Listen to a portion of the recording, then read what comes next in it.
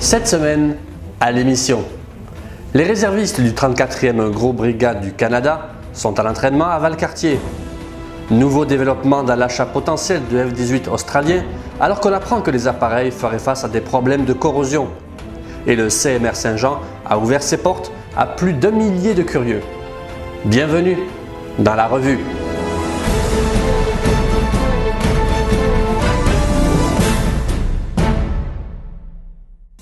Le 34e Groupe Brigade du Canada était en exercice cette fin de semaine passée dans les secteurs d'entraînement de Valcartier.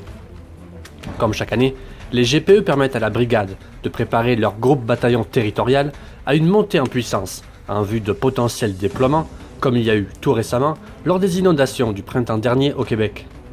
Si d'un côté il y avait des plateaux pour la formation, il y avait aussi la classique attaque en formation à forêt.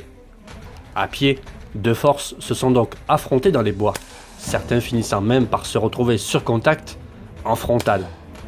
Fin novembre, ce sera au tour du GPE 3 d'avoir lieu et de poursuivre l'entraînement des réservistes avant d'obtenir plus tard, en 2018, la validation du QG supérieur. La réserve navale a tenu cette même fin de semaine un exercice militaire au port de Québec avec plus de 70 marins rassemblés autour du bassin Louise afin d'effectuer un exercice de formation collective axé sur le développement de compétences liées à la sécurité navale. Ces compétences permettent aux marins de protéger efficacement les navires canadiens ainsi que le personnel si la situation l'exigeait. Porté disparu depuis le 11 octobre, un élève officier âgé de 19 ans du Collège militaire royal du Canada a malheureusement été retrouvé sans vie le 26 octobre. Jeffrey Remelgas s'était officiellement enrôlé dans les forces armées canadiennes le 9 juin 2017. C'était un étudiant de première année de la faculté des arts dans l'escadron 1 et suivait une formation pour devenir officier d'infanterie. La police de Kingston ne suspecte pas d'actes criminels. Les avions de chasse usagés FA-18 Hornet que le gouvernement Trudeau songe à acheter de l'Australie afin de combler le déficit de capacité des forces armées canadiennes depuis qu'il a renoncé à l'achat de chasseurs directement de Boeing, qui a déclaré la guerre à l'avionneur canadien Bombardier, ne seraient pas aussi en pleine forme que le prétend Ottawa.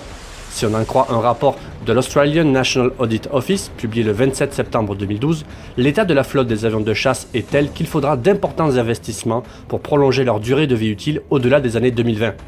Ces avions feraient face à des problèmes de corrosion et de fatigue qui rendent la maintenance de la flotte de FA-18A et B plus difficile et plus coûteuse. Ottawa estime cependant que c'est la solution la moins coûteuse afin de disposer d'une flotte intérimaire, le temps de trouver une solution permanente et d'avoir une flotte définitive. C'est avec tristesse que 45e Nord.ca a appris le décès du colonel André Gauthier à la retraite. Un officier militaire accompli, un artiste de grande renommée et un fervent soutien des hommes et des femmes de nos forces armées. Samedi 21 octobre était dévoilée une œuvre d'André Gauthier, le monument Le Retour de la campagne Respect sur la route transcanadienne. Et parole prophétique, le colonel à la retraite et sculpteur nous déclarait que c'était là sa dernière œuvre. Après que la gouverneure générale Julie Payette ait reçu le premier coquelicot, la campagne du coquelicot a débuté officiellement ce dernier vendredi du mois et se poursuivra jusqu'au 11 novembre, jour du souvenir.